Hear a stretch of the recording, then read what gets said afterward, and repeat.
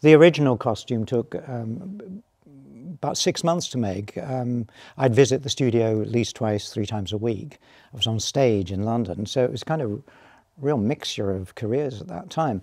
And finally, you know, I wore the costume for about 15 minutes at Elstree, and it was awful. It was unspeakable, confusing, completely lost my identity, you know, crashing around the special effects studio and whatever. It had to be freighted off to Tunisia to next confront me in a tent in the desert, where I learned to hate sand. Oh yes. Sand is a nightmare for any robots and whatever, and that included R2 and the other droids, anything with wheels. But of course, sand got everywhere with him. But the issue was the costume was magnificent. Nobody had ever tried to make this type of, apart from medieval knights, I think, you know. But it didn't really function. And for me, it was incredibly difficult because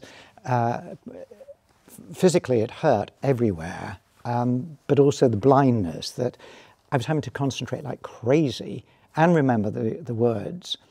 And of course, the other thing was that I was having to think of R2-D2's words, that it was a box that was silent, apart from rumbling motors. So I had to imagine this conversation. So I'm in this absolute hell that I've signed up for, you know, and utterly bewildered by what was going on, but really trying to make the best fist of it. And I kind of worked out. And over the years, of course, and indeed during filming, the prop crew would try to do whatever to make things better.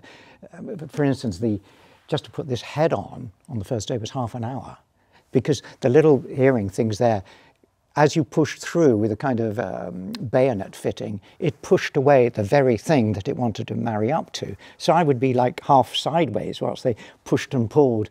And it couldn't, because somebody had covered up my air conditioning unit, which was this slit here, and they didn't realise they were dealing with a prop that had, a physical plastic thing that had suddenly become very human with me inside. Gosh. And one of the fun things here, and if you look, here's one of the neck pieces, and I had lots of the same thing because they kept breaking. But one thing that really amused me was that here is a neck piece with the slit down the back, so they could actually get it out, put it on. But then, very cleverly, if they were filming from the back, you'd see the slit. So they had a different neck piece that had the slit in the front. I thought it was really clever. Innocent, simple stuff.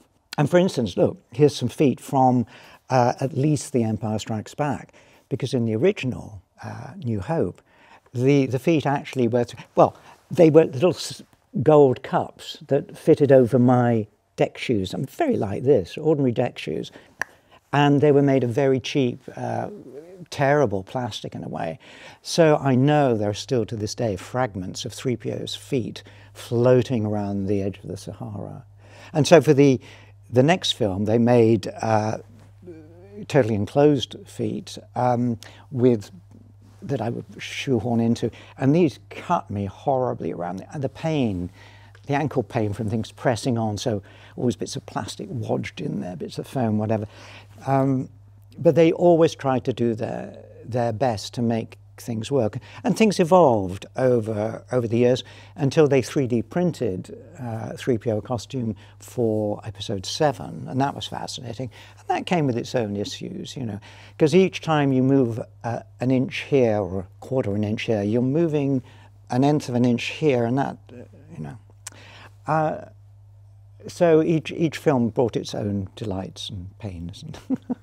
There's hands here, look. One of the things I know is in the collection is some of the original fingers, because in A New Hope, I had black gloves, and then these bits of very heavy aluminium, which were digits that were glued onto the black glove, using my hand inside. And in fact, the night before we began shooting, I mean, around midnight, Maxie, my dresser, was gluing.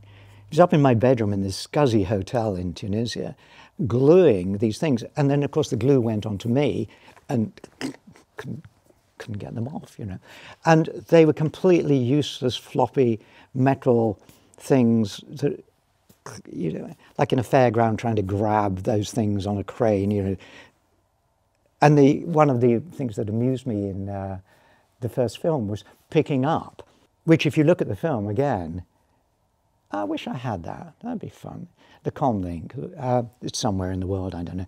But of course, if you look at it, I'm there going, I'll pick this up. And then you come to a close-up shot, which is just me wearing the arm.